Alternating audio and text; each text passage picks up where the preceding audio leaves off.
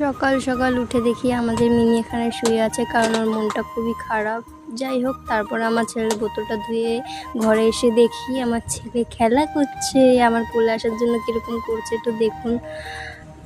তারপরে ওষুধ খাইয়ে দিলাম গ্যাসের, কারণ ওর খুব গ্যাস হয়েছে পেটে। দেখুন আমার ছেলে কি সুন্দর ওষুধ খায়,